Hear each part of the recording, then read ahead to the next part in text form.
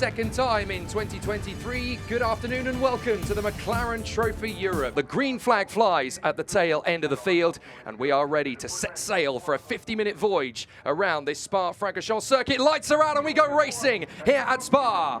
A fantastic run and a perfect start for Gonzalo de Andres this time. He's going to have a little bit of pressure around the outside from Matt Topham, but it looks clean and safe and sound to me. The top five have kept themselves very much to themselves as they charge down Eau Rouge up towards Radillon and then on the run to Les Combes. Everybody keeping it nice and tidy on the opening lap. Already Bobby Trundley has got his dander up trying to go after Mark Hopton and then on their way up to Blanchiment, and this is where Topham is really going to have an opportunity now.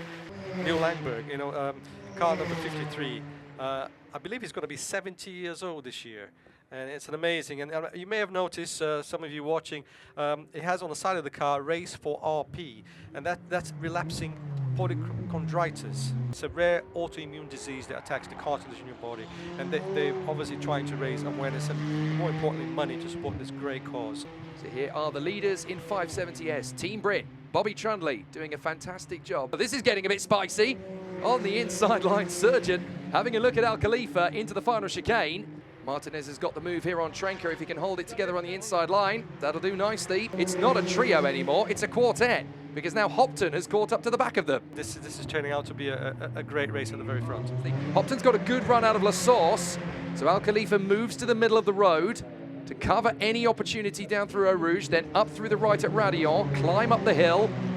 This is good great driving. Racing, isn't it? It's absolutely terrific. All four of these drivers just running to the edge of what the car can do. So Henry is second in the AM category of 570S and currently looking at trying to get into second position. Well, no, he's second of the 570Ss. So actually, it's been a very impressive run for the AM cars here in 570S because they are currently in first and second of the 570Ss outright. And there's a battle for third position up in front. That's going to be Surgeon making his bid on the inside of Campbell for third place. Job done. Can he turn it in though? Because he's kept a wide radius and there's contact further back as Al Khalifa and Hopton get just too close together. But yeah, he's just gone wide there. So clearly didn't have the grip that he wanted through Blanchiment. So this really does put the team on the back foot.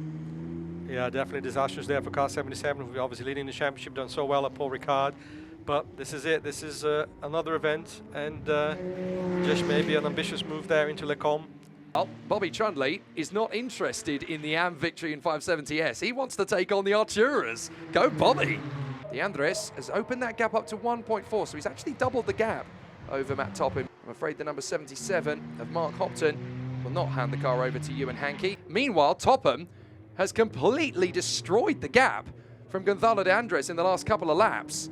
And Topham has been able to get right onto the rear wing again. Gonzalo de Andres is absolutely married to the inside white line, trying desperately not to concede the corner into Les Combes.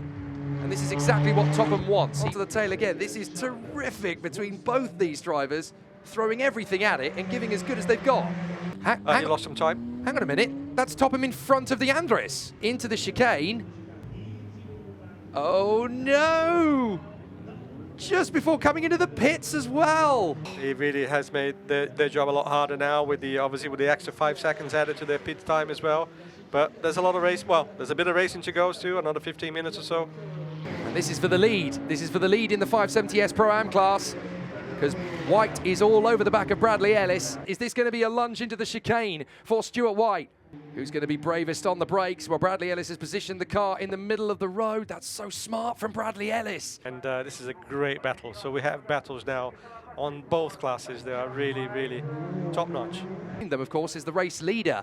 That is the number 6 car of the Optimum Motorsport, the young teenager Josh Rowledge, who leads this race now, courtesy of the brilliant opening stint done by Matt Topham. But check the battle for the lead in the 570S Pro-Am category. It's absolutely biblical. This is for P2.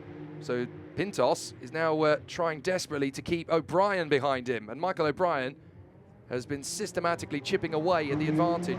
The more Pintos holds up O'Brien, the better this is for Oliver Webb, who is catching them hand over fist. On the 27 of Michael O'Brien, and there is Oliver Webb. Here we go, 2 brilliant laps to go. And Oliver Webb is ready to steal second from both of them. It's going to be 3 wide in 570S as Bradley Ellis is trying to keep back Stuart White. That might be his one chance. He looks, they both got past Morgan, but it's stalemate between them. Meanwhile, O'Brien is trying desperately to get past Pintos. They're going to go side by side in 570S down the pit straight. Webb is going to hug the pit wall as he goes side by side with O'Brien up towards Eau Rouge. Commits. Can he bail out of it in time? Because they've got the 570S of Aaron Morgan in front of them. They're going to get held up. Webb has got an opportunity over the top of Radillon. And now O'Brien loses ground. Webb has got through into third position as a result. Can he get past Pintos in time? That was heart-in-mouth stuff.